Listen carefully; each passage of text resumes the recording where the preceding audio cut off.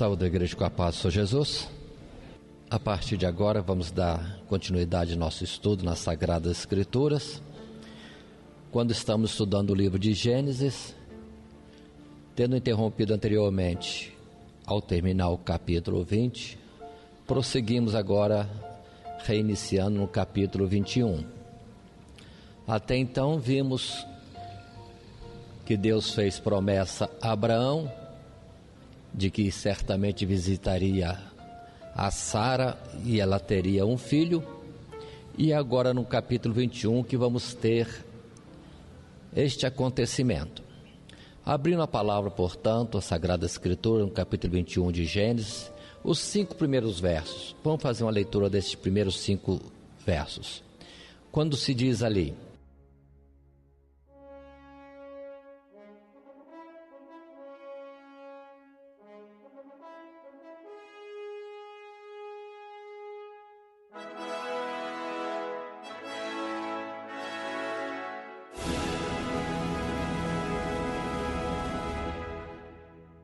E o Senhor Deus visitou a Sara, como tinha dito, e fez o Senhor a Sara como tinha falado. E concebeu Sara e deu a Abraão um filho na sua velhice, ao tempo determinado, que Deus lhe tinha dito. E chamou Abraão o nome de seu filho que lhe nascera, que Sara lhe dera, Isaque. E Abraão circuncidou o seu filho, quando era da idade de 8 dias, como Deus lhe tinha ordenado. E era Abraão da idade de 100 anos, quando lhe nasceu Isaque, seu filho. Aí está essa narrativa, que é complementada depois pelos versos 6 e 7, em que fala também da alegria e admiração de Sara, naquilo que Deus tinha prometido e acontecera, de uma mulher já idosa, a quem tinha terminado os costumes próprios das mulheres, a fertilidade, mas entretanto, como Deus tinha dito a Abraão, que Sara teria um filho dele, Abraão gerou esse filho, e Sara está admirada e alegre com isto. Queremos fazer 2 citações aqui. Primeiro, o nome Isaque, que normalmente é chamado, traduzido como riso. Eu acho melhor, acertando bem esta palavra riso, para alegria, porque observem que Abraão é figura de Deus e Isaque é figura de Jesus. E em Jesus nós temos a citação de Deus quando diz: este é meu filho amado, em quem eu me comprazo. Isso significa em quem me alegro, em quem eu tenho satisfação, em quem tenho alegria, justamente pelo fato de Jesus vir cumprir toda a vontade do Pai, o nosso Deus. Assim, a palavra Isaque, que muitos têm como tradução riso, acho mais adequado corrigirmos o português e colocar como expressão de alegria, de satisfação, porque é assim com respeito ao próprio Deus e Cristo Jesus. Não é riso no sentido de gargalhada, mas é riso no sentido de alegria, satisfação, prazer. E aqui também nesses primeiros versos quero destacar outra vez, porque é importante entendermos que Deus já vinha falando há muito tempo do seu grande projeto de salvação na humanidade, conforme está em Romanos, que Abraão recebeu as promessas de Deus quando ainda não era circuncidado, ou seja, não tinha ainda o pacto com Deus. E agora, tendo feito o concerto com Deus, Abraão se circuncidou, e ao nascer o seu filho Isaque, este também é circuncidado. Isso para destacarmos bem, friso isso, que no projeto de Deus, a salvação não era somente para os descendentes de Abraão, no sentido carnal, mas no sentido de que a salvação é para todos, os que já estavam na circuncisão e os que ainda não estavam na circuncisão, referindo-se aos israelitas, descendência de Abraão, e também aos gentios, porque Deus, na verdade, é Deus de todos os povos. Conforme a palavra depois vai dizer para nós mesmos, que muitos viriam do Oriente, do Ocidente, e assentar-se-iam à mesa com Abraão, Isaque e Jacó. A salvação para todos os povos. Ou como também está escrito, e podemos ver isso em Atos capítulo 2, quando Pedro, fazendo menção da promessa de Deus, da salvação que viria em Cristo Jesus, diz que essa salvação é para os que estavam perto e para os que estavam longe. Não era somente para os israelitas. O que, na verdade, ficou oculto por um tempo. Tanto que os próprios apóstolos mesmo, saindo para pregar o evangelho, só anunciavam aos israelitas. Até que isso foi quebrado e o evangelho atingiu a todos os povos.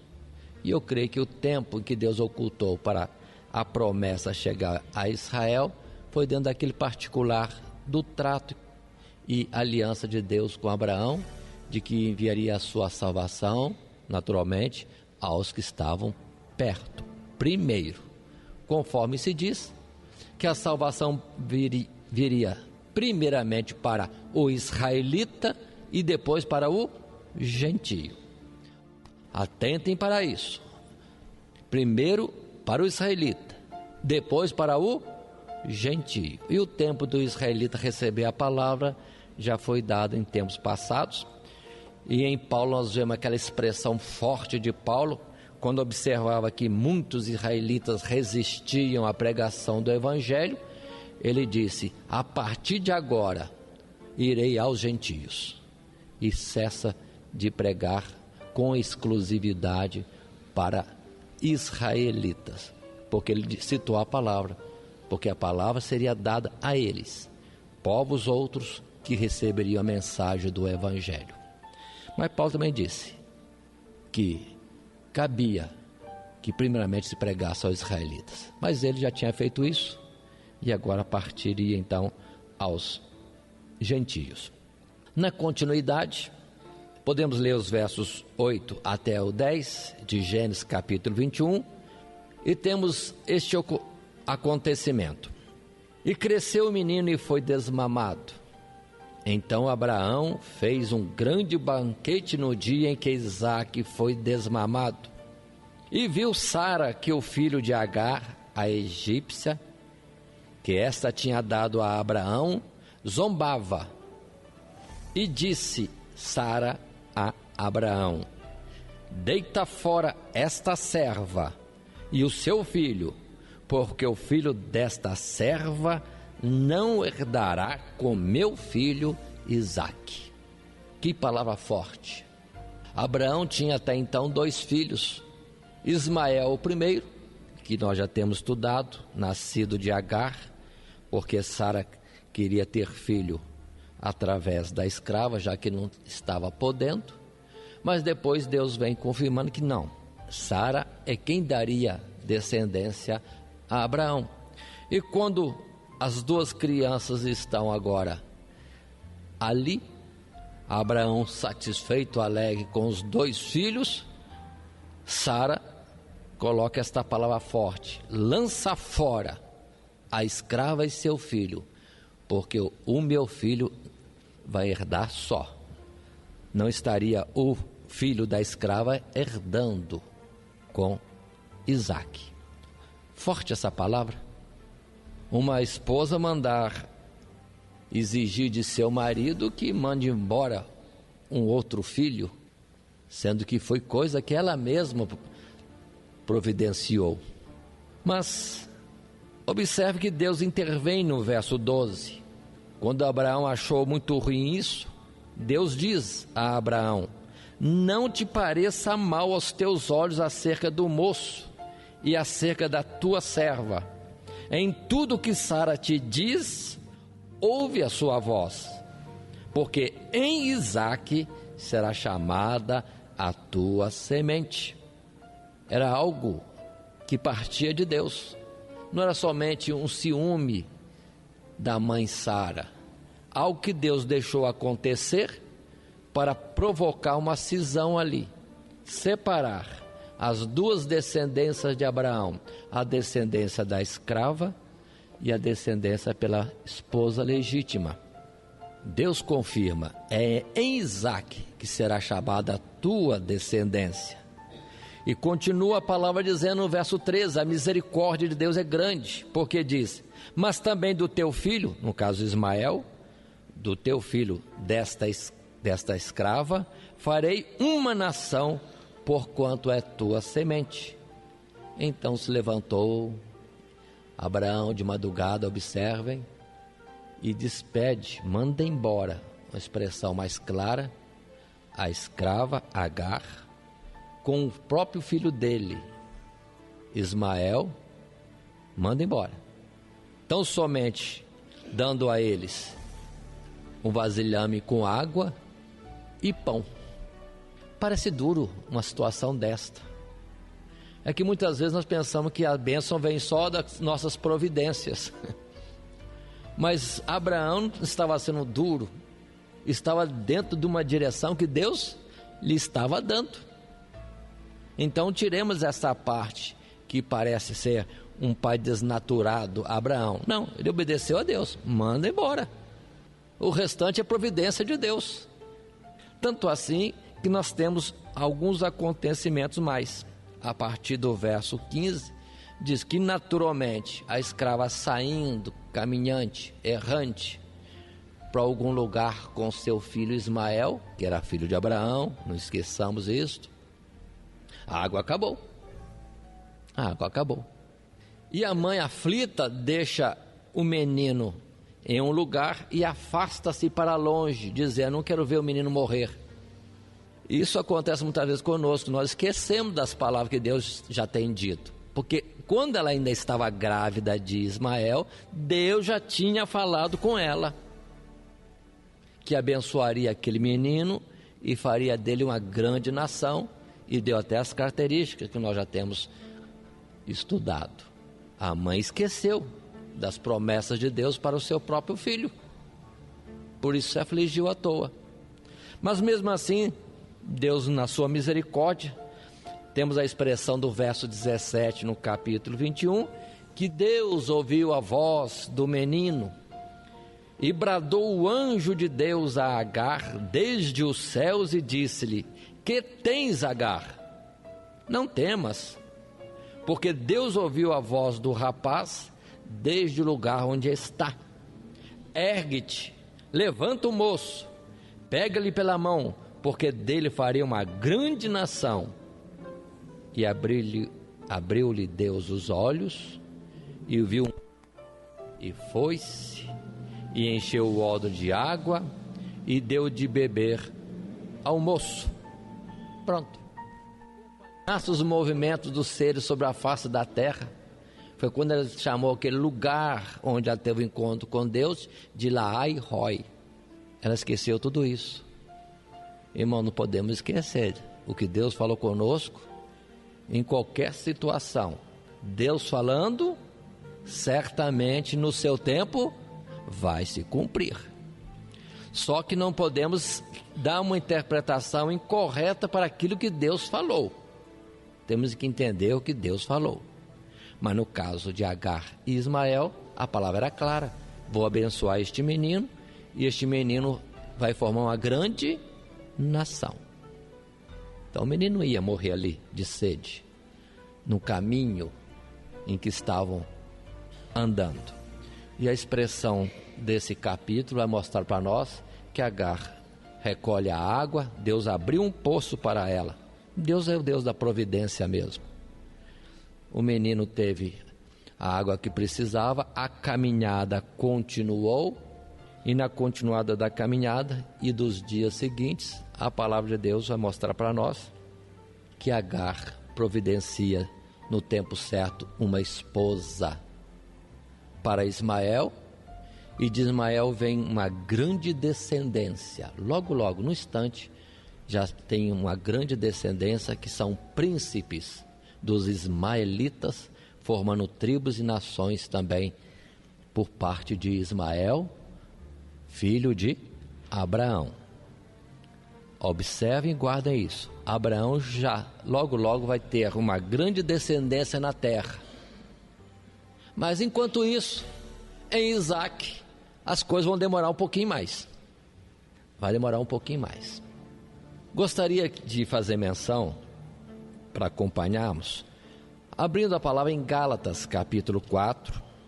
Esta palavra forte que temos aqui, lança fora, manda embora a escrava com seu filho, para entendermos o particular, que Deus é Deus de todos os habitantes da terra.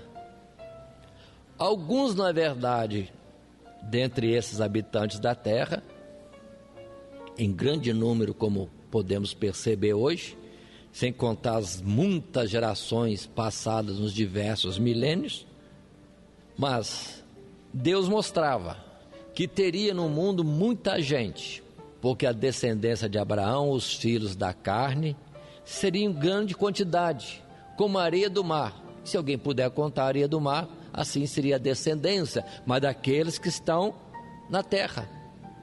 Mas em Isaac a promessa é de uma grande descendência, não como a areia da praia do mar, mas no sentido do algo mais nobre e celestial, quando vai dizer que será como as estrelas do céu. Se alguém puder contar, assim será a descendência de Abraão. Abraão, portanto, teria duas descendências, uma do alto, uma de baixo. Como Deus é Deus de um povo em cima e um povo embaixo. Só que o povo embaixo, a carne e o sangue, não herdam as coisas celestiais. E temos aí o plano da salvação, que Deus é Deus de todos. Conforme temos em João, na primeira carta, capítulo 5, e João dando testemunho, expressão essa que ele usou também para Deus, o testemunho de Deus é este, que Deus tem nos dado a vida eterna. Mas esta vida eterna está em Cristo Jesus. Quem tem Jesus tem a vida eterna. Quem não tem Jesus não tem a vida eterna. A salvação é para todo mundo, para toda a humanidade, mas através de uma porta. A porta é Cristo. Através de um caminho, o caminho é Cristo. Através de uma verdade, a verdade é Cristo. Através de uma vida não natural, espiritual, que também é Cristo. Observem, em primeiras letras já está tudo isso. Mas em Gálatas, conforme pedimos para abrir, no capítulo 4, a partir do verso 21, lemos: Dizei-me os que quereis estar debaixo da lei, não vis vós a lei? Porque está escrito que Abraão teve 2 filhos, um da escrava e outro da livre. Todavia o que era da escrava nasceu segundo a carne, mas o que era da livre por promessa. O que se entende por alegoria, por figura, porque estes são os 2 concertos, as 2 alianças, um do monte Sinai, gerando os filhos para a servidão, que é Agar. Ora, esta Agar é Sinai, um monte da Arábia que corresponde a Jerusalém terrestre, que agora existe, pois é escrava com seus filhos. Mas a Jerusalém que é de cima, celestial, é livre, a qual é a mãe de todos nós, porque está escrito: alegra-te, estéril, que não dás à luz, esforça-te e clama, tu que não estás de parto, porque os filhos da solitária são mais do que os da que tem marido. Mas nós, irmãos, somos filhos da promessa como Isaque.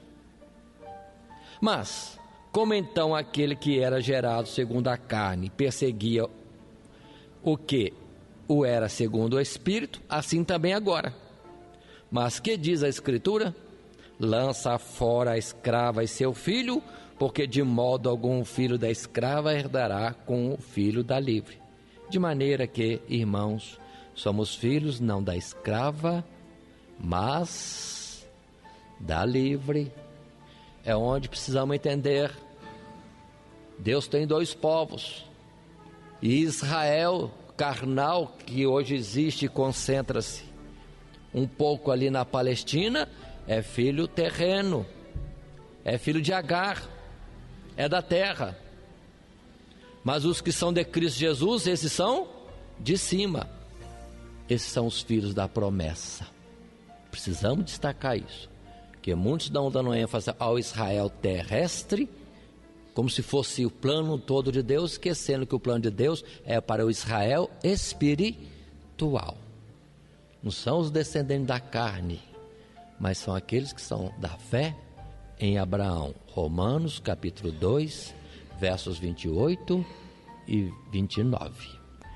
Somos chamados para uma grande obra e às vezes ficamos ainda na figura do tempo da lei no passado. Vamos desprender, porque diz a palavra, nós somos o Israel de Deus, aqueles que têm o Espírito de Cristo Jesus. Continuemos mais um pouco, voltando a Gênesis, no capítulo ainda 21, verso 22. Só uma citação para entendermos. Aqui diz assim: e aconteceu naquele tempo que Abimeleque, com Ficol, príncipe do seu exército, falou com Abraão dizendo: Deus é contigo em tudo o que fazes. Agora, pois, jura-me aqui, por Deus, que me não mentirás a mim, nem a meu filho, nem a meu neto, segundo a beneficência que te fiz, me farás a mim e a terra onde peregrinaste. E disse Abraão: eu jurarei. Abimeleque, de quem já temos tido uma história no capítulo 20, está agora procurando Abraão, com o passar do tempo, para uma situação de paz, de aliança, para que haja aliança de Abraão com ele e entre as suas descendências no porvir. Observem bem isso, porque fica destacado que a bênção de Deus na vida de Abraão era tão grande que isso era visível aos olhos do povo. No mundo se percebe quando nós estamos com a bênção de Deus. Precisamos ter atenção a isso, porque Jesus mesmo disse que o mundo conhecerá que somos de Deus através de alguma coisa que observe em nós. Quando ele disse: vós sois o sal da terra e luz do mundo, é para nós sermos diferentes e não iguais, no viver, na disputa, em tantas coisas próprias deste mundo. Em nós deve haver um procedimento diferente, que destaque uma vida diferente. Foi o que Deus mais tarde vai exigir do seu povo, quando diz: sai do Egito e vem para o deserto, porque tinha que ser um povo diferente. Estamos vivendo um tempo que o Evangelho parece tolerar, aceitar que os evangélicos sejam iguais aos outros. Não é para ser igual. Nós temos que ser diferente. Não é uma diferença qualquer, é uma diferença dos que seguem a vontade de Deus.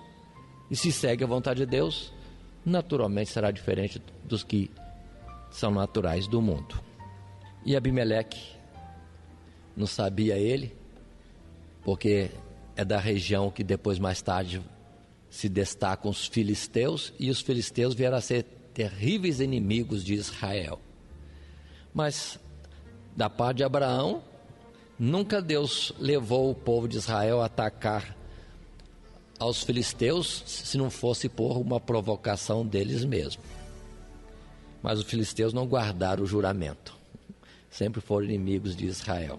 Continuando, nós vamos agora para o capítulo 22. Temos agora aquela prova tremenda de Deus para com Abraão. Diz a palavra no verso 1 e também em verso 2. E aconteceu depois destas coisas que tentou Deus a Abraão e disse-lhe: Abraão. E ele disse: eis-me aqui. E disse: toma agora o teu filho.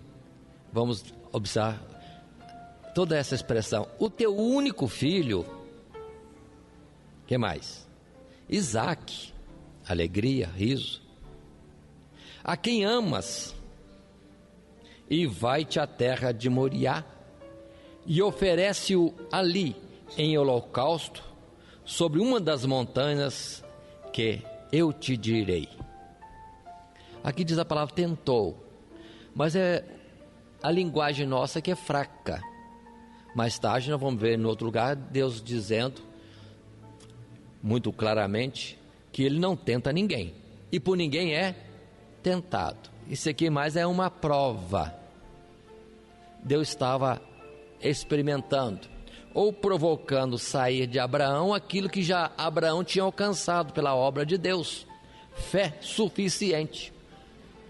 Observe que o pedido era significativo. Deus não estava pedindo ouro, prata, fortuna, não, mas a vida do Filho único e amado, o herdeiro de tudo, em quem Abraão tinha toda a sua satisfação e expectativa de bênção para o futuro e eternamente. Deus pediu a Isaque em sacrifício, ou holocausto, outra expressão. Observem, pela narrativa que se segue, verso 3 em diante, que Abraão não conversou, não titubeou, mas de uma forma pronta, já se levantou de madrugada e já foi preparar os meios, como a lenha, o fogo, o cutelo, a arma do sacrifício. Preparou os animais, os servos que deveriam sair naquela caminhada e saiu. Não faz menção de que foi falar com Sara, não faz menção de que foi tomar um conselho com alguém. Deus falou e foi em frente a executar a palavra de Deus. No Monte Moriá, ou um dos montes do Moriá, numa cadeia montanhosa chamada Moriá, em um dos montes, Deus queria que Abraão sacrificasse Isaque. Precisamos estar atentos aos detalhes da narrativa, porque em detalhes Deus muitas vezes está falando, nas entrelinhas. Porque diz aqui a palavra, no verso 4, ao terceiro dia, levantou Abraão seus olhos e viu o lugar de longe. E disse Abraão a seus moços: ficai-vos aqui com o jumento, e eu, o moço, no caso Isaque, iremos até ali, e havendo adorado, tornaremos a vós. Nesses 3 dias, como estava o coração de Abraão? Como que em perda do seu filho. Vão guardando isso. Terminou o verso 5 a expressão: iremos adorar a Deus e tornaremos. Está no plural. E quem é que está indo? Abraão e Isaque. No verso 6, esse fato de que Abraão e Isaque estão indo para o monte, Isaque pergunta, mas no verso 7, diz assim: então falou Isaque a Abraão seu pai e disse: meu pai. E Abraão disse: eis-me aqui, meu filho. E Isaque disse: eis aqui o fogo e a lenha, mas onde está o cordeiro para o holocausto? Isaque percebeu, alguma coisa está diferente. A resposta de Abraão no verso 8: Deus proverá para si o cordeiro para o holocausto, meu filho. E os fatos da narrativa prosseguem.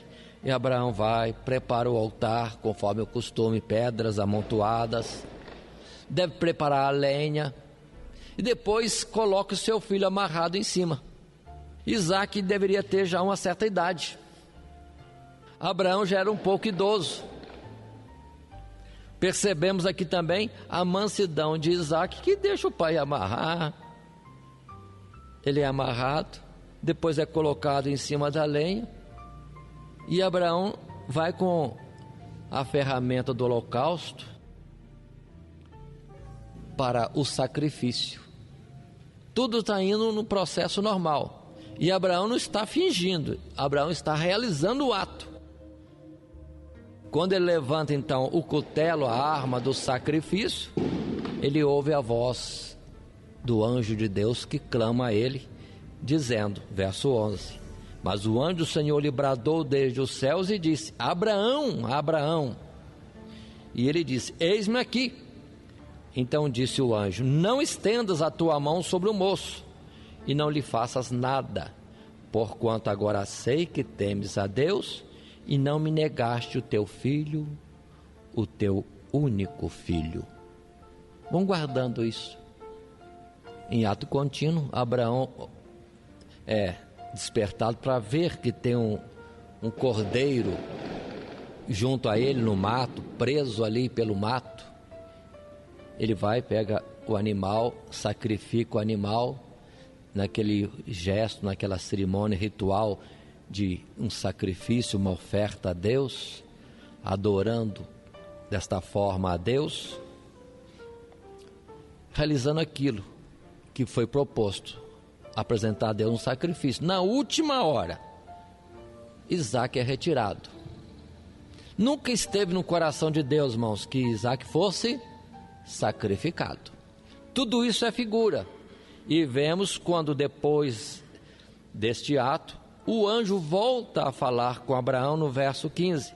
Então o anjo do Senhor bradou a Abraão pela segunda vez desde os céus e disse: Por mim mesmo jurei, diz o Senhor, porquanto fizeste esta ação e não me negaste o teu filho, o teu único.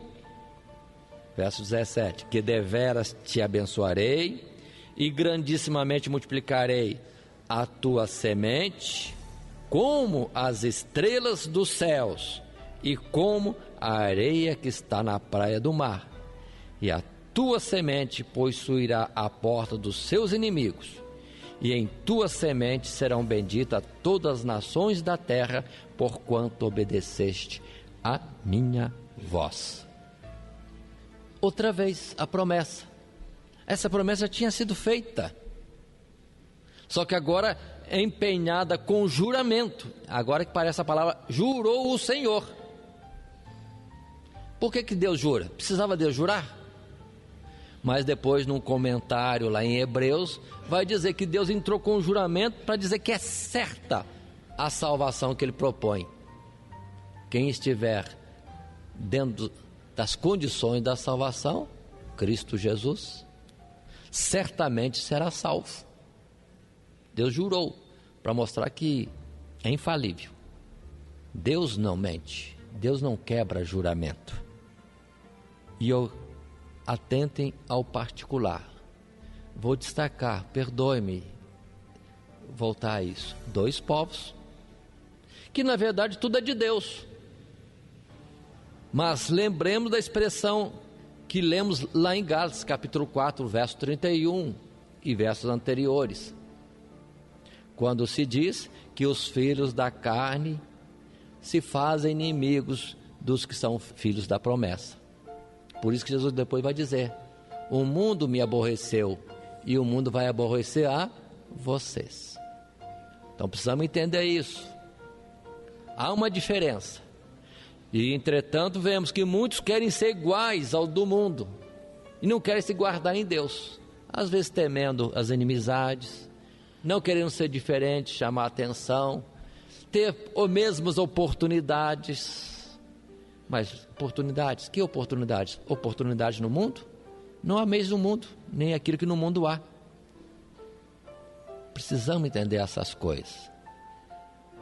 A nossa missão aqui é que aqueles que se fazem nossos inimigos sejam de alguma forma ganhos para serem irmãos numa descendência não mais carnal, mas espiritual. Por isso que Jesus ensinou: amai os vossos inimigos, orai por aqueles que vos perseguem, bendizei, porque queira ou não queira, são nossos irmãos, filhos do mesmo Pai, que é Deus. E se somos do alto, diz a Romanos no capítulo 14, para nós tolerarmos os que são fracos.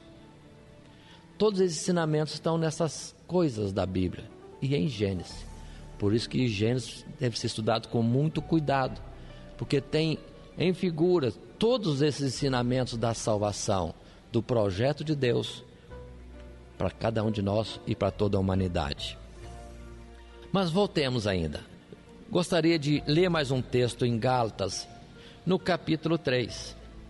Isaac é a figura de Cristo Jesus. Precisamos entender. Abraão, figura de Deus, e o Filho de Deus, Jesus. Gálatas capítulo 3, verso 15. Paulo, escrevendo aos Gálatas, disse assim: irmãos, como homem falo, se o testamento de um homem for confirmado, ninguém o anula, nem o acrescenta. Ora, as promessas foram feitas a Abraão e a sua posteridade. Não diz às posteridades, como falando de muitas, mas como de uma só. E a tua posteridade, que é Cristo. Posteridade é descendência, é semente. E quando é feito esse juramento de Deus, a bênção e a promessa de todas as nações serem abençoadas é pela descendência. Qual descendência? Isaac. Mas Isaac é figura, é Cristo Jesus. Por isso que Jesus está aí, sendo porta de salvação. Por isso que depois temos a palavra de Atos que vai dizer: nenhum outro nome foi dado pelo qual devamos ser salvos, a não ser o nome de Cristo Jesus. Cristo é a salvação para todo mundo. Não é pelos israelitas, no plural. É pelo israelita. Mais detalhe: o judeu, no qual as promessas de Deus estavam sendo centralizadas. Cristo Jesus, aquele que Deus nele se alegra e se compraz. Guardemos esta palavra para entendermos que a salvação unicamente em Jesus. Não é pelo ramo israelita, não é pelas religiões, como alguns querem insistir. Não, as religiões devem ensinar isto, que a porta da salvação é Cristo Jesus. Continuemos mais um pouco. Olhem a figura. Mais tarde, Jesus seria sacrificado mesmo. Não teria um substituto, porque Ele é o Cordeiro de Deus que tira o pecado do mundo. Por isso que ficou aquele escrito e aquele provérbio: no monte de Deus se proverá. Deus é que provê a nossa salvação. Ele dá para nós a oferta que podemos levar a Ele, oferta que lhe é agradável.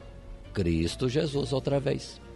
Monte Moriá, se lerem segundo Crônicas, vão perceber que Jerusalém, um monte em que foi construído o templo de Deus, é sobre a montanha de Moriá. E sobre um desses montes de Moriá, talvez no mesmo lugar, quem pode afirmar, né? Que não seja. Foi onde Jesus foi crucificado, num monte chamado Gólgota, Moriá. Então tudo mostrava, apontava para Cristo Jesus. E aquele tempo que Abraão esteve em silêncio por 3 dias, são os 3 dias que Abraão tinha perdido o seu filho. 3 dias em que Deus no céu teve, vamos dizer assim, em uma figura com palavras humanas dizendo, em que Deus ficou sem o seu filho amado, porque desceu à sepultura e só ressuscitaria ao 3º dia. Por isso também que Abraão disse: iremos, adoraremos e voltaremos. Isso mostra que Abraão tinha certeza que alguma coisa ia acontecer. Se Deus pede o sacrifício de seu filho único, e Deus tinha falado que esse filho único é que seria por quem ele teria descendência, então Deus teria que ressuscitar. Abraão cria na ressurreição de seu filho Isaque. Quando ele foi para o sacrifício, ele foi para, na verdade, sacrificar seu filho, mas com a certeza, Deus vai fazê-lo voltar. Por isso que ele disse lá atrás: eu e o menino iremos, adoraremos e voltaremos. E ele vai gerar filhos, os meus netos, bisnetos e a minha descendência para frente. Observamos como Abraão tinha fé agora em Deus. Cresceu em fé a este ponto. E hoje de nós não é pedido tanto. Só crê em Cristo Jesus. Quem nele crê tem a vida eterna. Vai ressuscitar como Jesus, só que no último dia, na vinda dele, quando ele vier na glória do Pai. Continuemos com nossos estudos. Final do capítulo 22, só como uma menção que pode ser útil para quem gosta de compreender as coisas. Verso 20 em diante, vem a notícia de que lá entre os parentes de Abraão que tinham ficado em Harã, eles também estavam tendo descendência. Lembre-se que Abraão tinha um irmão que se chamava Naor. E aqui vem a notícia que Naor, irmão de Abraão, tinha tido filhos, muitos filhos. E vai citar que entre esses filhos tem um tal de Betuel. Betuel tinha uma filha. Na verdade não tinha ainda, iria ter. E a filha seria Rebeca. Já a palavra já está focalizando o que vai depois ser declarado na narrativa. Isso mostra que esses textos foram escritos depois dos fatos acontecidos. Que já fala de Rebeca e toda essa genealogia antes, no capítulo mesmo 22. Capítulo 23, umas poucas palavras, só para termos conhecimento, ainda que isso aqui serve também de ensino para nós em um ponto. Mostra a palavra no capítulo 23 que Sara veio a morrer. Com qual idade? 127 anos. Sara morre praticamente quando Isaac está alcançando os seus 37 anos aproximadamente. 37 anos tinha Isaac quando Sara morre. Continuando, Abraão chora a morte de Sara e vai providenciar o sepultamento. E de novo, ele se dirige, nos versos seguintes podemos isso ler depois, que ele se dirige para os habitantes da região, descendentes de Et, descendentes de Canaã, e solicita que se lhe providencie um lugar para que ele possa sepultar. E a palavra é bonita, que os homens do lugar dizem: você é como um príncipe de Deus entre nós. É o testemunho de vida. Não só Abimeleque filisteu, que percebeu Deus na vida de Abraão, mas também os cananeus já estavam observando que Abraão era abençoado por Deus. E dizem para Abraão: escolhe o lugar, onde você escolher é seu. E Abraão, com mais precisão, pede que um certo campo lhe seja fornecido, campo esse que tem uma caverna, uma gruta, Maquipela, onde ele possa sepultar a Sara. Entre os que estavam ouvindo, estava o dono do tal campo, e diz para Abraão: não pode ficar. Mas Abraão insiste: não, quero comprar, diga-me o preço. Diga-me o preço. E o verso 16 do capítulo 23 temos: e Abraão deu ouvidos a Efron, e Abraão pesou a Efron a prata de que tinha falado aos ouvidos dos filhos de Et, 400 ciclos de prata. Ciclos de prata corrente entre mercadores. Na conversa ficou-se sabendo o preço, e Abraão foi lá e pagou pelo campo. E lá vem a sepultar a Sara na gruta de Maquipela. E é interessante atentarmos para isso, porque depois a palavra diz que Abraão, na verdade, tendo promessas de Deus de que aquela terra seria dele, da descendência, mas ele mesmo nessa terra foi peregrino e só teve lugar como sendo dele mesmo, o lugar da sua sepultura. Outra coisa Abraão não teve nem procurou, senão o lugar de sepultura. Para os que são de Deus, irmãos, que estamos ainda na terra, para nós, na verdade, aqui deste mundo, só teremos um pouco mais de tempo, o lugar da nossa sepultura. Deste mundo nada levamos mesmo, mas aqui teremos isso até que venha a ressurreição. E assim, temos esta afirmativa de que na gruta de Macpela ficou Sara sepultada, isso é Hebrom. Dizem que esta gruta, este campo, ainda existe até hoje, e gruta essa que depois vai receber outros mortos mais, inclusive Abraão, depois vai ser sepultado ali neste lugar. E este lugar é local de turismo hoje. Observe, os milhares de anos passaram e está lá. A gruta de Macpela, para quem quiser confirmar, está lá, em Hebrom. Só que a cidade não é aquela mais, o nome não é mais aquele, mas a região é de Hebrom. Estamos assim, passando do capítulo 23 para o capítulo 24. Gênesis capítulo 24. Observem que dentro de uma distribuição do livro de Gênesis, em seções, em partes para fins de estudo, nós estamos nessa quinta parte, que é a história de Abraão. Mas a história de Abraão já está trazendo junto a história seguinte, que é a história de Isaac. O Isaac em promessa, o Isaac em nascimento, o Isaac circuncidado, o Isaac também sendo oferecido em holocausto. O Isaac, que agora com seus 37 anos para mais, ainda está solteiro. Ainda está solteiro. E Abraão preocupa-se com isso no capítulo 24. E Abraão vai providenciar algo. O que Abraão providencia? Diz a palavra: e era Abraão já velho e adiantado em idade, e o Senhor havia abençoado Abraão em tudo.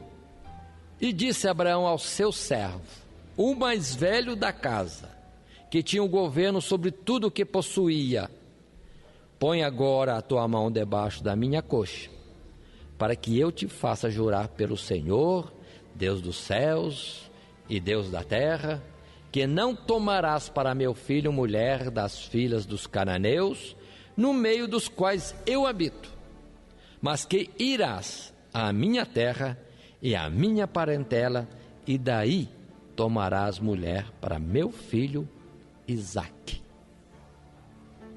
Abraão preocupa-se. Isaque precisa ser consolado da morte da mãe. Isaque precisa casar. E vai casar com quem? Aí está, irmãos, a escolha adequada, dentro de uma preocupação, de um princípio, de uma orientação. Os cananeus eram aquele povo da maldição do tempo de Noé. Vai casar Isaque, que é o filho da promessa de uma grande geração, uma grande descendência abençoada, pela qual vai abençoar o mundo. Vai casar com a maldição? De jeito nenhum. Aí preocupa-se Abraão de escolher, tem que ser da parentela. E essa ideia de parentela fica até mesmo valendo hoje, irmãos, que muitos não estão levando a sério. A palavra diz, para não termos um jugo desigual.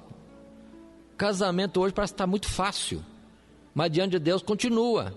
Quem quer ser abençoado procura um casamento na direção de Deus. Se for um jugo desigual, já vai manquejar a vida toda. Porque um lado será de Deus e o outro não será. E isso se o de Deus conseguir conservar a fidelidade a Deus no meio de uma situação em que 50% do seu ser já está comprometido com as coisas deste mundo. É sério.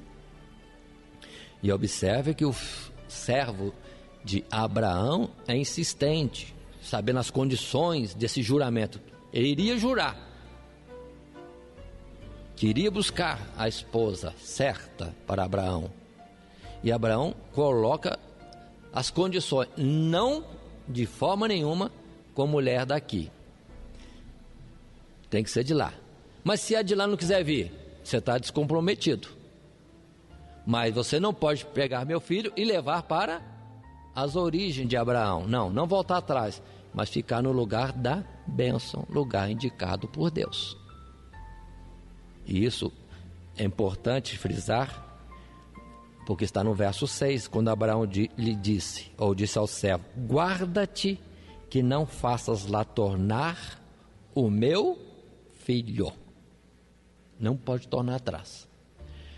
Abraão foi tirado de Ur da Caldeia, do meio da idolatria, para não voltar mais, nem na sua descendência. Fica o ensinamento para nós, continua estas coisas sendo colocadas. Um detalhe que é bom te estar mais atento para não afirmar coisas que a Bíblia não afirma. Mais atrás, talvez no capítulo 15, nós vimos Abraão entrando em conversa com Deus e dizendo que quem seria herdeiro dele seria o mordomo Eliezer, ou Eliezer, conforme a pronúncia. Já que Abraão não tinha filhos, quando não tinha filhos, esse seria então o herdeiro? E muita gente coloca que este personagem, servo mais velho da casa de Abraão, era este Eliezer. Mas a palavra não diz que é o Eliezer, pode ser outro. Observem bem qual a característica apontada no capítulo 24. Quem que Abraão chamou? Chamou o servo mais velho da sua casa e que tinha o governo de tudo o que possuía. Não está especificando que é o mesmo mordomo Eliezer da palavra nos capítulos anteriores. Pode ser outro. Pode ser outro. Como pode ser Eliezer, mas a palavra não está afirmando. Bom, o que se segue, irmãos, a partir do verso 10, parece até uma poesia, tão bonita que é a história. Que os casamentos hoje em dia fossem também uma poesia. Poesia de Deus, poesia das obras de Deus. Porque temos toda a narrativa gostosa de se ler. Para quem gosta de romance, esse é um romance bonito. Quando Deus está na história, né? A palavra é cheia de detalhes. Aquele servo mostra ser muito fiel, sério, de responsabilidade. Porque ele mesmo, com esta tarefa tão importante, ele vai e faz os preparativos. 10 camelos carregados. Imagine 10 camelos carregados, porque com ele estava todos os bens de Abraão. Então na verdade ele era o mordomo, não aquele mordomo talvez, porque o nome não é citado. 10 camelos, e vai naquela caminhada longínqua para Harã, para a região da Mesopotâmia. Observe o verso 10, que eu quero destacar isto. No final do verso 10 diz: partiu para a Mesopotâmia, para a cidade de Naor, que era irmão de Abraão. E vai caminhando, e a história continua nos versos. E chega lá na cidade de Naor, coloca os camelos parados, isso perto de uma fonte d'água. E conforme o costume das épocas antigas, na fonte d'água, todos iam buscar a água, em especial as mulheres, com os cântaros, buscavam a água para levar para suas casas, não tinha água encanada. E este servo de Abraão pede a Deus uma bênção, que seja dirigido diretamente por ele, Deus, à mulher escolhida para Isaque. E coloca um sinal de que a jovem para quem ele se dirigisse fosse da descendência de Naor, e que essa jovem a quem ele pediria água para beber, ela prontamente iria dar água para beber a ele, e apressasse para dar água também para os 10 camelos, e naturalmente com os que estavam na comitiva. Ele faz essa oração. Difícil, né? Qual moça que ia prontamente dar água. Ah, qualquer um daria. Tá bom. Tinha que ser prontamente. E além do mais, tinha que se oferecer para dar água para 10 camelos. Quanto que o camelo bebe? O camelo bebe bastante. Então era uma mocinha bem disposta no trabalho, que não ia ter preguiça não. Estaria demonstrada na prontidão para fazer um trabalho árduo. Ele ora, vê uma jovem chegando. As citações falam de uma jovem virgem, que era formosa. E ele chega a essa moça, essa donzela, verso 14, e fala assim com ela. Verso 14 eu leio: seja, pois, que a donzela a quem eu disser, abaixa agora o teu cântaro para que eu beba, e ela disser, bebe, e também darei de beber aos teus camelos. E exatamente assim é o que acontece. Os versos seguintes mostram que Rebeca chegava a buscar água com um cântaro. A ela o servo se dirige, ela prontamente dá água e se oferece para dar água aos camelos. E o servo só fica observando a moça trabalhando. Até que no verso 23, terminada a tarefa, ele pergunta a ela: de quem és filha? Verso 23: faze-mo saber, peço-te, há também em casa de teu pai lugar para nós pousarmos? E ela diz: eu sou filha de Betuel, filho de Milca, o qual ela deu a Naor. E diz a palavra que o servo, admirado, satisfeito pelo sucesso da jornada até este ponto, adora a Deus ali diretamente, naquele local, agradecendo porque foi dirigido por Deus aí diretamente à jovem que Deus tinha determinado. Irmãos, creem que Deus pode fazer isso ainda hoje? Nós vemos muito casamento precipitado, mas Deus pode dirigir ainda. Pode demorar 37 anos que nem Isaac, mas depois é felicidade, alegria, bênção e honra por toda a vida. E hoje as pessoas rapidamente querem namorar, rapidamente se comprometem, se envolvem, pronto. E Deus, depois Deus é procurado para resolver os problemas que vêm. Não haverá momento de alegria para agradecer, só súplica, clamor. Continuemos. A história, irmãos, é bonita no capítulo 24. O servo presenteia a Rebeca com presentes. Rebeca, admirada, corre para casa, falando em casa do que sucedia. Ela tinha um irmão chamado Labão. O irmão Labão sai correndo para encontrar o servo, que está ainda parado junto à fonte de água. Traz este servo com a comitiva para a sua casa, dá pasto, lava os pés, o costume antigo de hospedagem, e depois coloca para eles uma alimentação para eles se alimentarem. Mas observem que o verso 33 dá uns detalhes importantes. Diz assim a palavra: depois puseram de comer diante dele, do servo de Abraão. Ele, porém, servo de Abraão, disse: não comerei, até que tenha dito as minhas palavras. Olha, irmãos, a responsabilidade. O servo não quer interromper a sequência dos fatos, ele quer terminar logo o assunto. Foi recebido, lavou os pés direitinho, mas na hora de ir comer, não, nada de comer. Vamos tratar primeiro o que nós temos que tratar. E o assunto é que o servo queria colocar diretamente toda a história de que Abraão incumbiu de buscar uma esposa e que ele saiu para buscar esta esposa, pediu direção de Deus. Toda a história é repetida depois do verso 33. E que ele, fazendo prova de Deus, a sorte caiu em Rebeca. E agora que a família decidisse se Rebeca poderia ser levada para ser esposa de Isaac ou não. Naturalmente, isso coube a Rebeca decidir.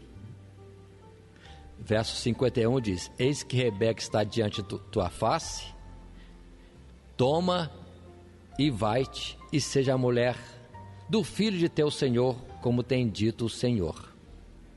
Rebeca é entregue para ser esposa de Isaac. Aí sim, vão para a alimentação, tendo este servo de Abraão, que trouxe 10 camelos carregados, foi para alguma coisa, conforme o costume da época, para presentear a família da noiva. Aí o irmão é presenteado, a noiva é presenteada, a mãe da noiva é presenteada, que hoje nós chamaríamos talvez de dote, uma palavra que ainda é usada, dote, para o casamento. E segue-se os fatos. O verso 54 vai dizer que então comeram, beberam, ele, o servo e os varões que com ele estavam, e passaram a noite. E levantaram-se pela manhã e disse: deixai-me ir a meu senhor. Este servo é muito exigente. Ele não para nada. Ele quer resolver logo as questões. Irmãos, essa prontidão para fazer uma tarefa é importante.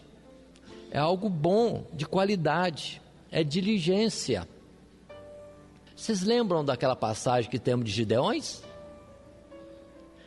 Gideão, sim, foi lá para a prova dos 300, aquele que estava atento ao que tinha que fazer é que foi separado. Os outros que estavam um pouco relaxados, à vontade para beber água e tudo mais, foram tirados de lado. Só ficaram os 300, que nem beberam água direito, queriam ir logo para a batalha, foram convocados para a batalha e colocaram-se com atenção na batalha. Nós precisamos ser assim também. O que temos de Deus para fazer, vamos colocar como alvo e coisa alguma nos venha embaraçar.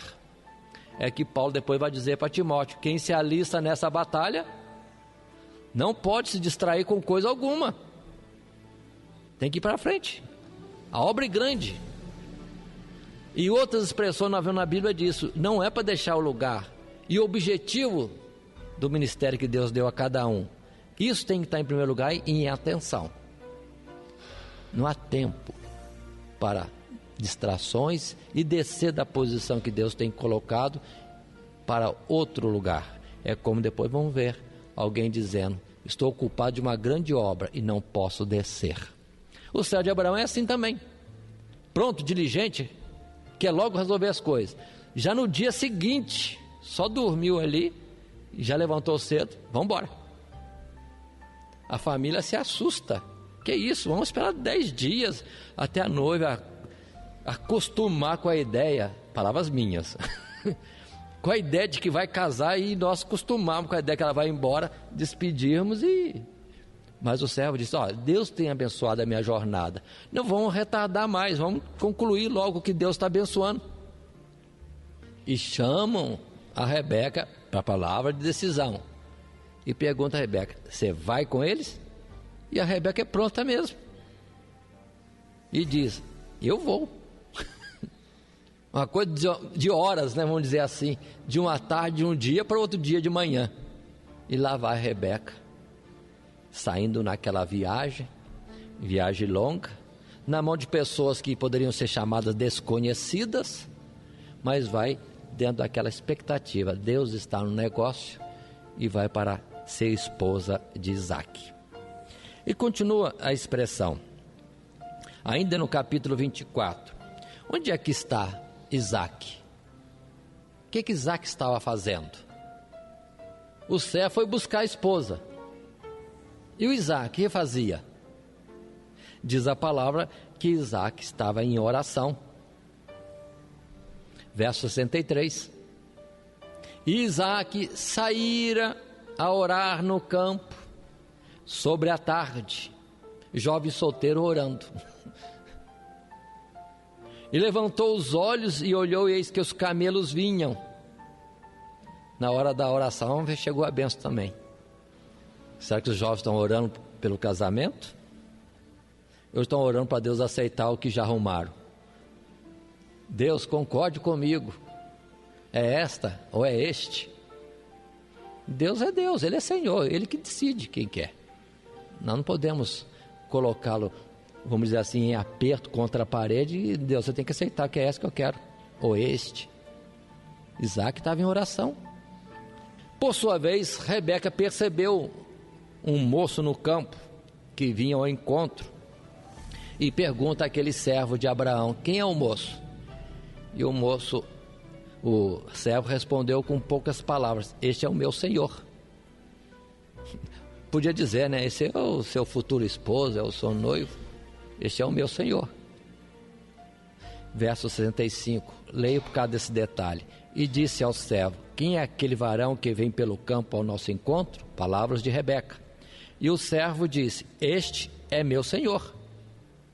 Então Rebeca tomou ela o véu e cobriu-se. O pudor, a reserva.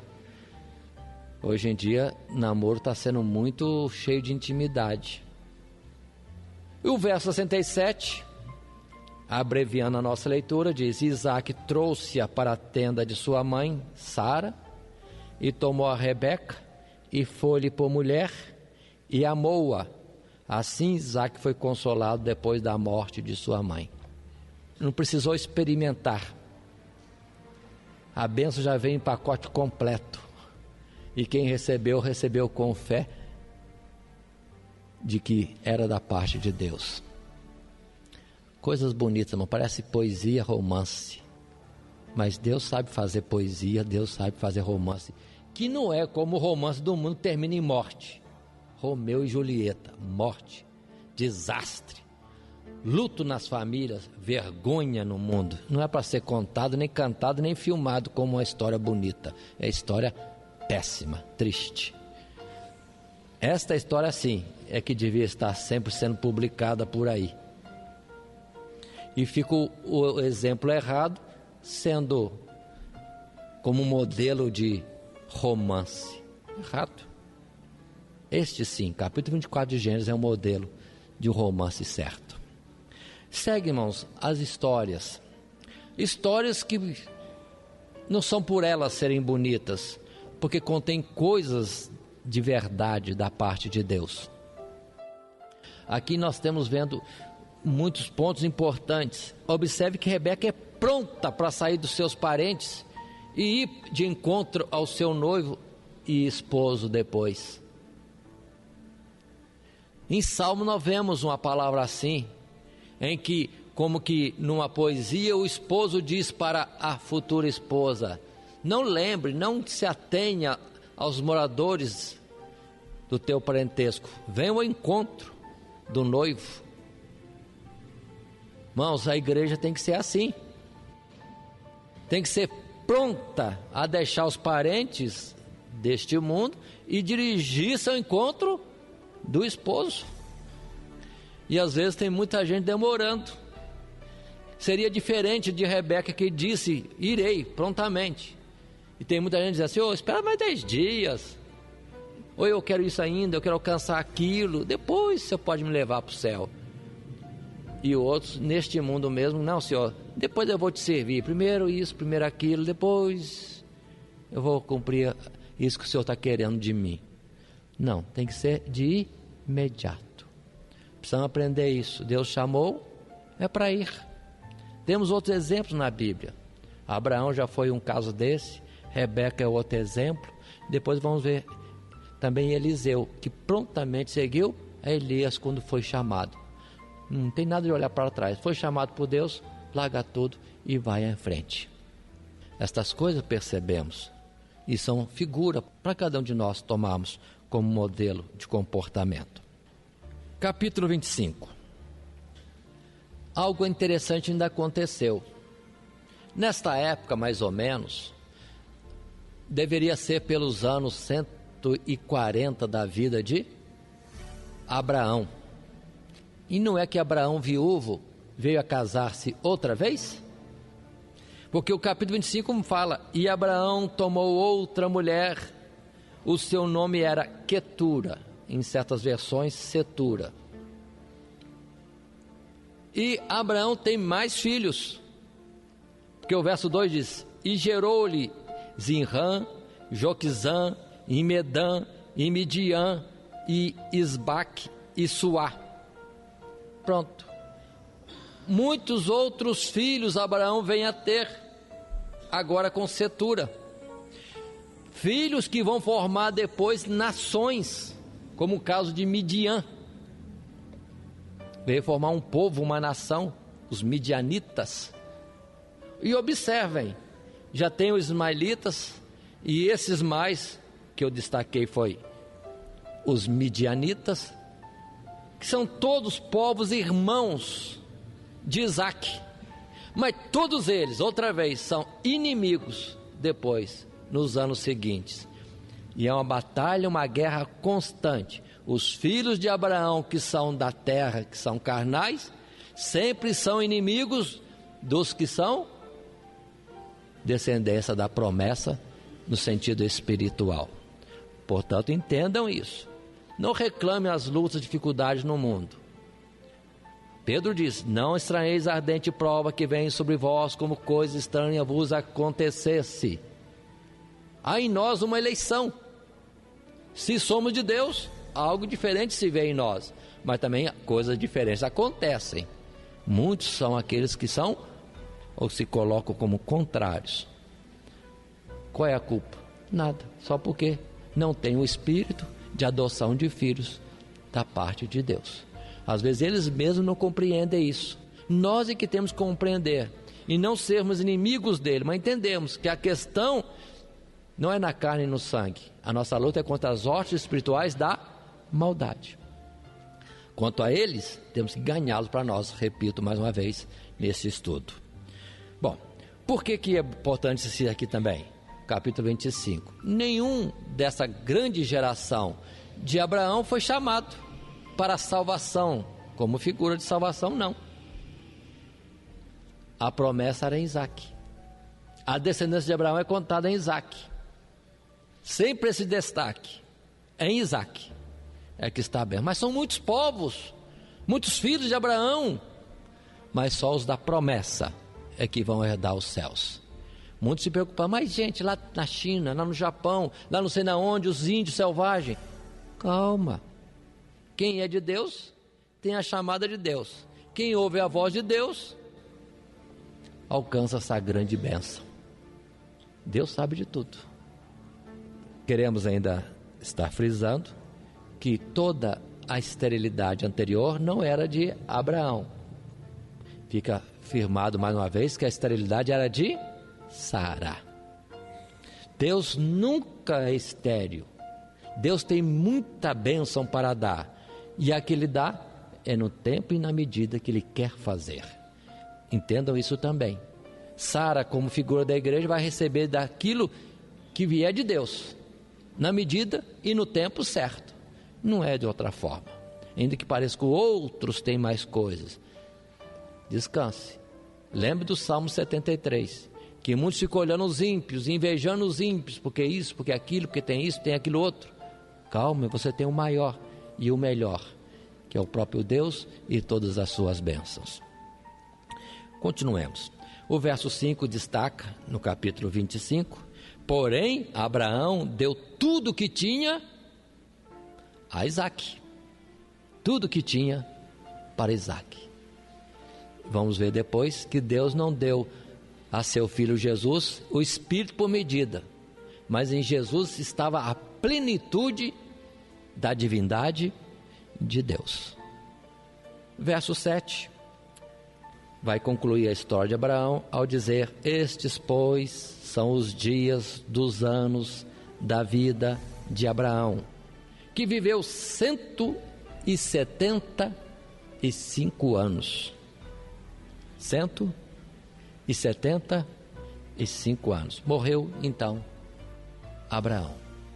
Com isso podemos fazer uma comparação. Quantos anos tinha Isaac quando Abraão faleceu? Aproximadamente 75 105 anos.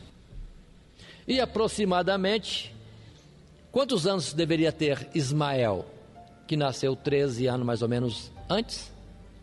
Perto de 90 anos. Porque diz a palavra, verso 8 e 9, e Abraão expirou e morreu em boa velhice, velho e farto de dias, e foi congregado ao seu povo, e sepultaram-no Isaque e Ismael, seus filhos, na cova de Maquipela, no campo de Efron, filho de Zoar, Eteu, que estava em frente de Manre e acrescento, região da cidade de Hebrom. Aí está, irmãos, a história de Abraão. Tanta coisa, tantas informações. Deus concentrou tanta coisa em Abraão, porque depois seria tomado como modelo, exemplo, como sendo o pai dos que têm fé. Se olharmos em Hebreus capítulo 11, que vai falar de muitos que tiveram fé em Deus, ao falar, narrar, relembrar as coisas de Abraão, a narrativa de Hebreus se detém mais na história de Abraão também. Os muitos exemplos da obra de Deus e testemunho de fé desse servo. Mas continuemos mais um pouco. Na sequência do capítulo 25, aqui é que temos a descendência de Ismael, que vai gerar a muitos filhos, que são colocados como príncipes, cabeça de reinos no futuro. Mas à frente, no verso 20 em diante, é que vamos ter a história voltando-se agora para Isaque. Abraão já foi recolhido, ficava Isaque. Como é a história agora em continuação? Nos dias de Isaque, não são dias fáceis também. A palavra no verso 20 diz assim: e era Isaque da idade de 40 anos, quando tomou a Rebeca, filha de Betuel, arameu de Padan-Aram, irmã de Labão, arameu, por sua mulher. Isaque e Rebeca. 21. Isaque orou instantemente ao Senhor por sua mulher, Rebeca, porquanto era estéril. E o Senhor ouviu as suas orações e Rebeca, sua mulher, concebeu. Paremos. Interessante, irmãos. Deus, com tanta bênção prometida a Abraão, Sara estéril. Vem Isaque, com tanta bênção prometida, Rebeca estéril. É por acaso? Para mostrar que a obra é de Deus.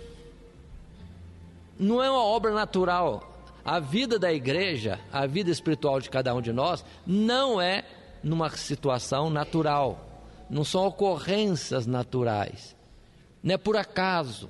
Se somos de Deus, as coisas em nós são diferentes. São no comando de Deus.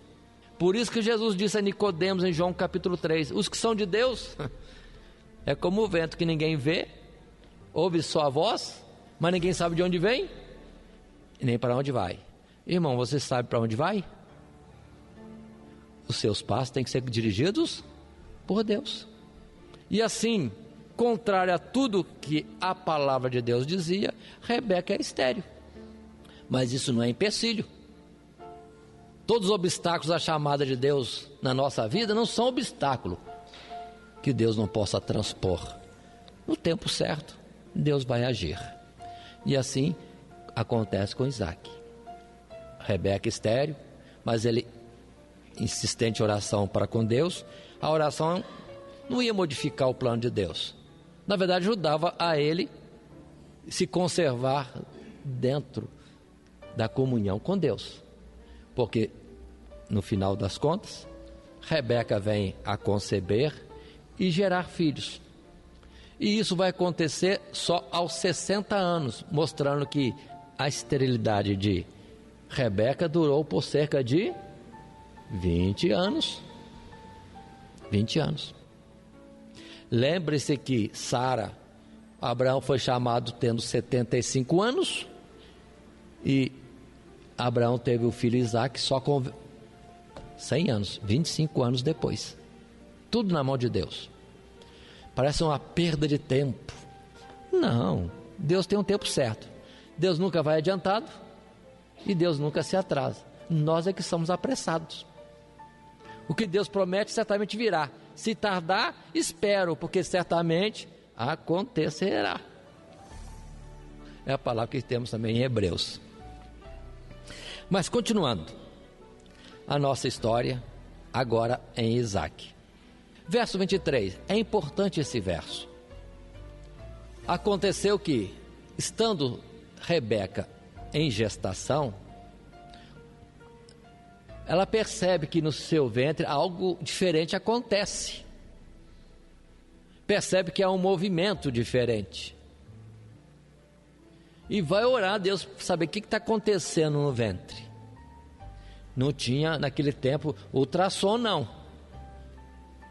O conhecimento que hoje se tem por parte da medicina sobre a gravidez e os passos dessa mesma gravidez não eram conhecidos. E ela, numa situação que parecia diferente, foi perguntar a Deus. E Deus responde, leia o verso 23.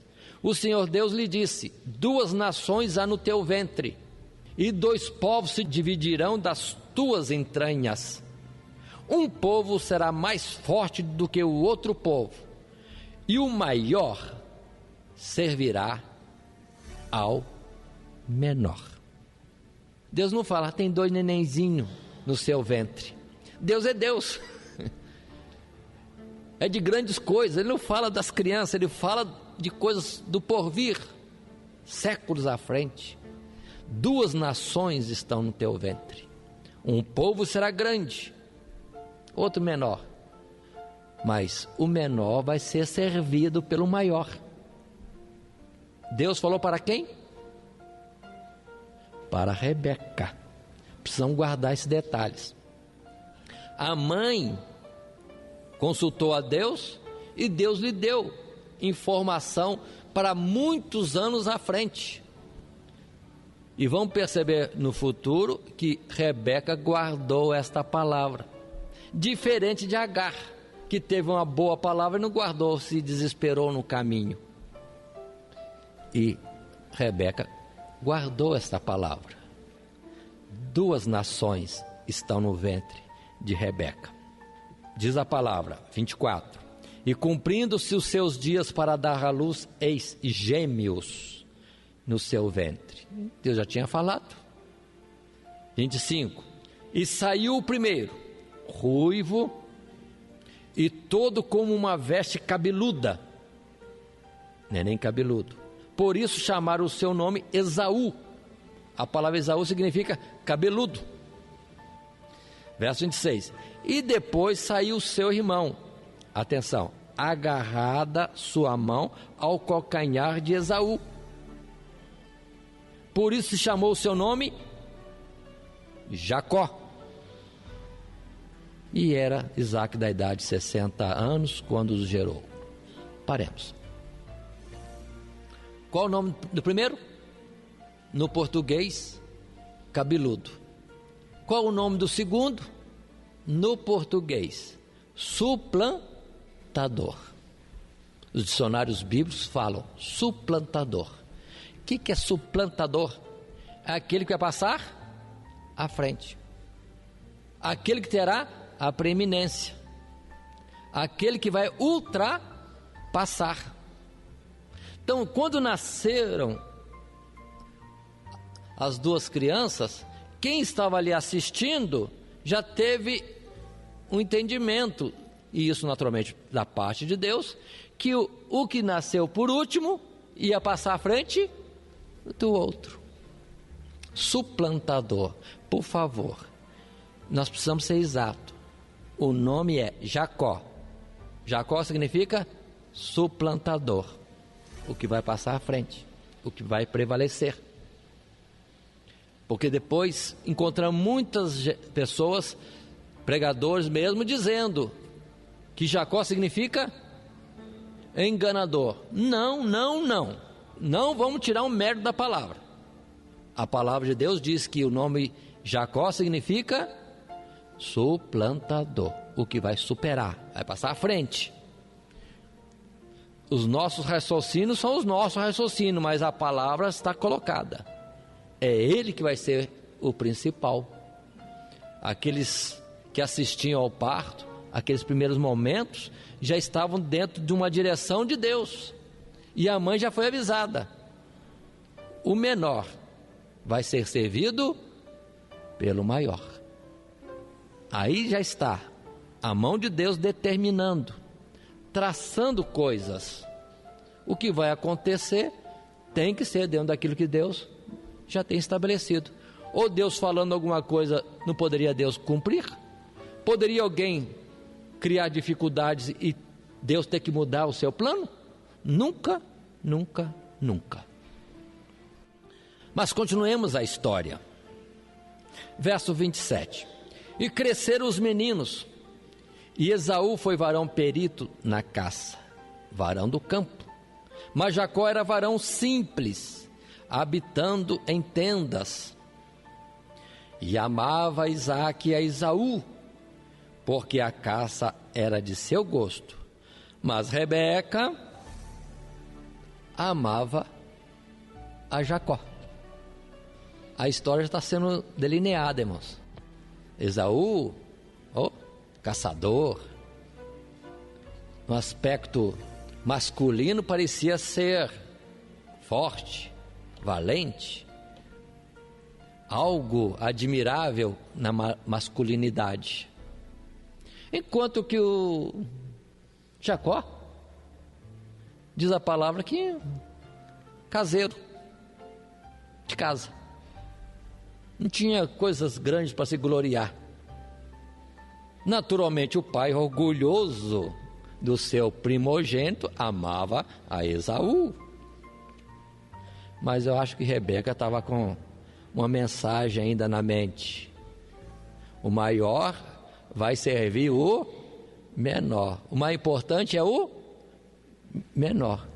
Então o amor de Rebeca talvez fosse por causa desta palavra. É esse aqui, que é o escolhido, o preferido, e naquele em que Deus tem um projeto especial. E segue a história. Passa-se naturalmente os anos. E aconteceu que, verso 29, Jacó cozera um guisado. Alguma coisa lá que Jacó preparou em casa. E veio Esaú do campo e estava ele cansado. E disse Esaú a Jacó: deixa-me, peço, de comer desse guisado vermelho, porque estou cansado.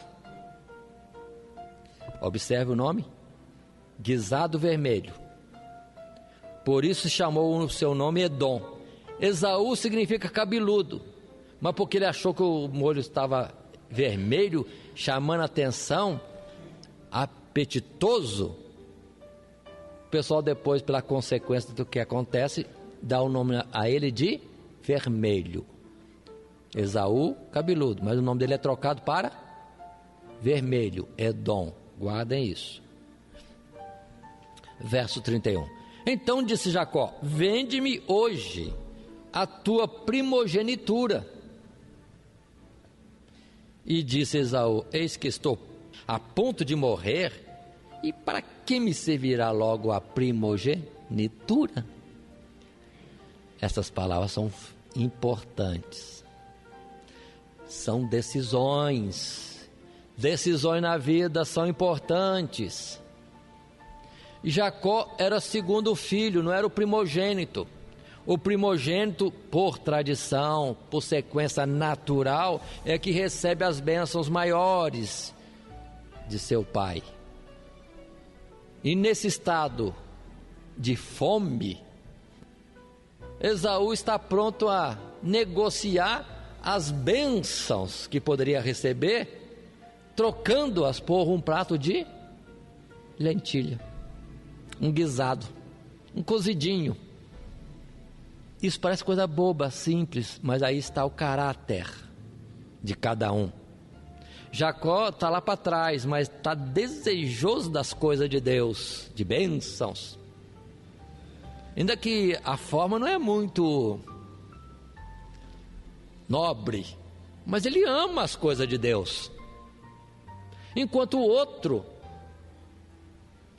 depreciou as coisas de Deus, fez como coisa trocável por um prato de lentilha.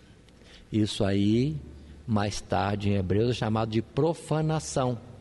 Não respeitar, não reverenciar, não ter em conta aquilo que é bênção e que procede de Deus. Então, por isso, vamos entender: quem ama a Deus, por Deus é amado. Quem despreza as coisas de Deus, não conte com o favoritismo de Deus. Amo aos que me amam. Os que de madrugada me buscam, me acharão. A palavra é clara. Então já mostrava que em Jacó existia esse espírito voltado para as coisas de Deus. A forma não é muito boa, repito, mas ele não está enganando o irmão, ele está falando com todas as letras. Você quer meu prato de lentilha? Você não quer trocar pela sua primogenitura? Decisão, negócio, troca. E Esaú aceitou. De que me vale as bênçãos? Quero é comer, estou com fome, a ponto de morrer. Diferente de Abraão, que mataria seu filho, crendo que Deus ia ressuscitá-lo. Se Esaú fosse de Deus, dizia: não, prefiro morrer, mas não vendo as coisas de Deus. O que mais tarde Nabote vai falar para Acabe. Acabe quer comprar uma coisa que é bênção entre os israelitas, a herança dos pais. Nabote diz: de forma nenhuma venderei o que é herança de Deus. Morreu por isso.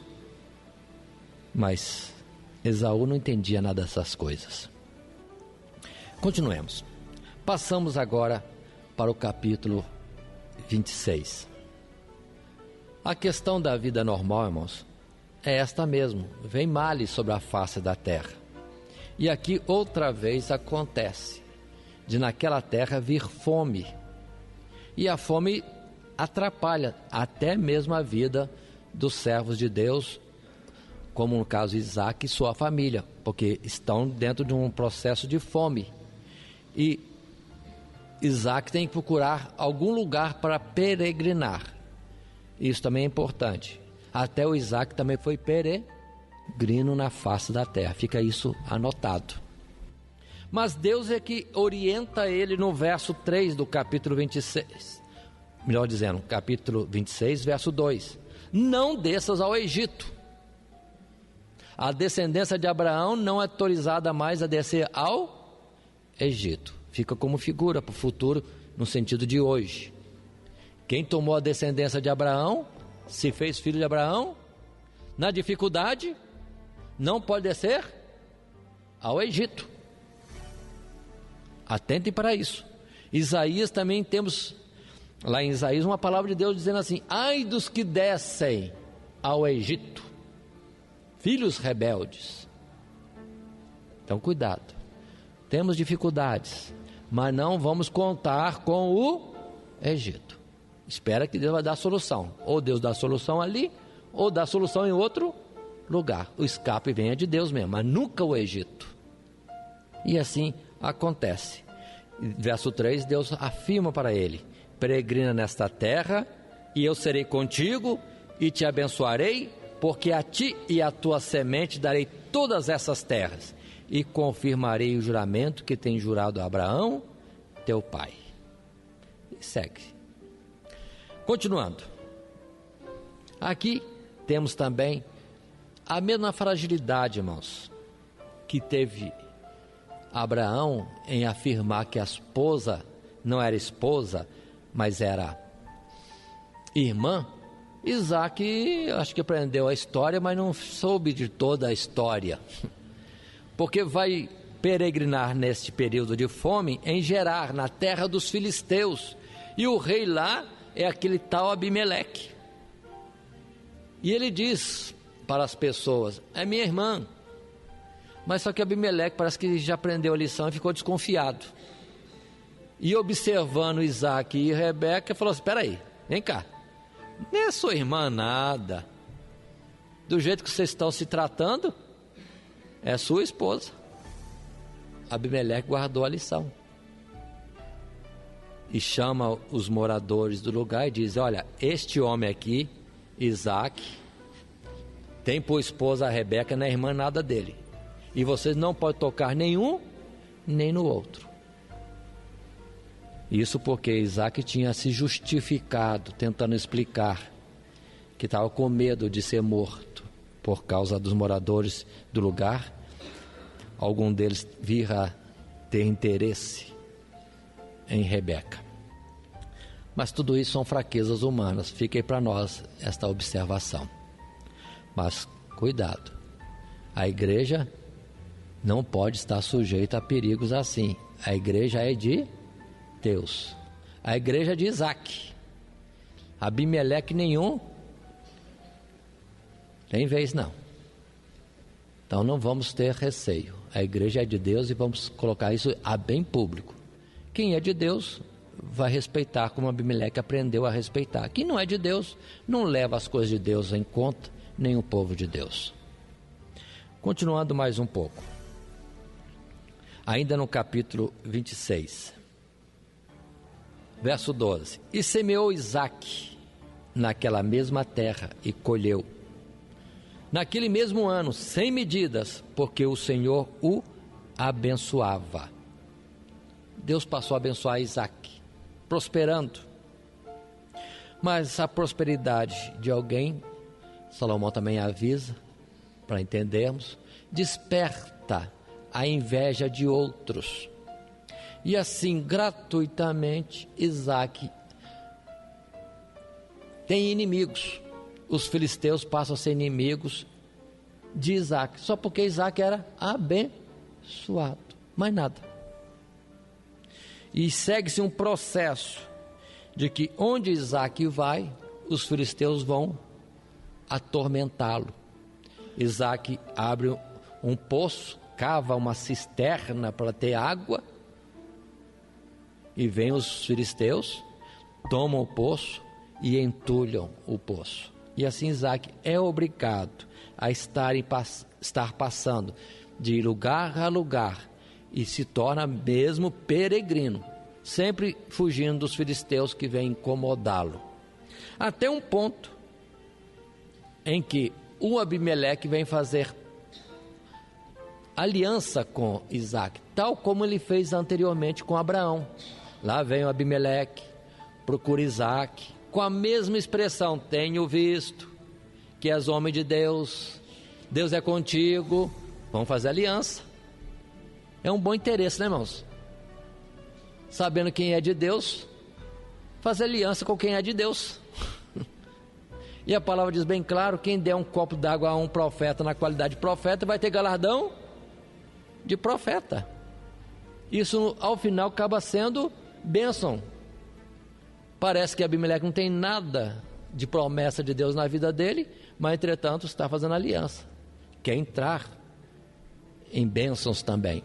Assim diz a palavra, que nós seríamos uma bênção para o mundo, que as pessoas vejam em nós oportunidade de serem abençoados. Vamos atentar também para isto. E continua a história nesse capítulo agora 26. Isaac está peregrinando, até que vem Abimeleque e faz com ele uma aliança e um pacto. Chegamos ao verso 34.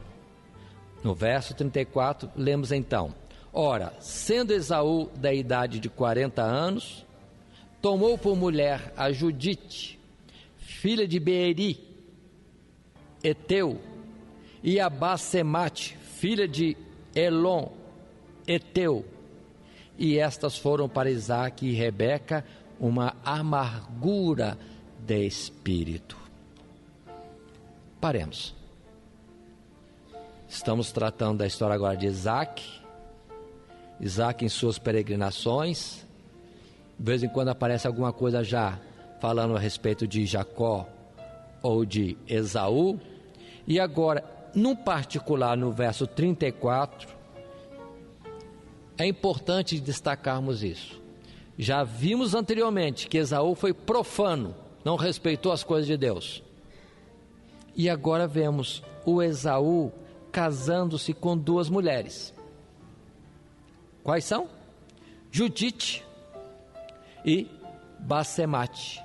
E observe que não tem cuidado de escolher duas mulheres que são para Isaac e Rebeca uma amargura de espírito. Que tristeza, que dor.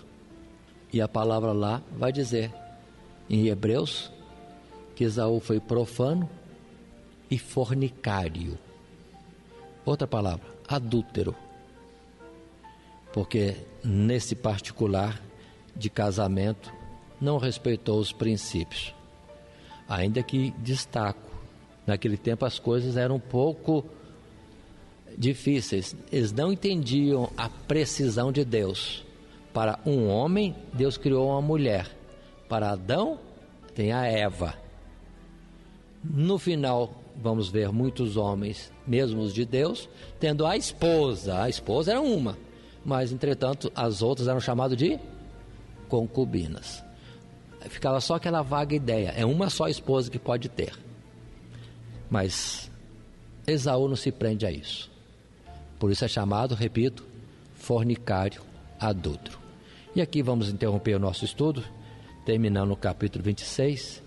No próximo estudo, continuamos a partir de capítulo 27 de Gênesis. Que Deus os abençoe em Cristo Jesus. Amém.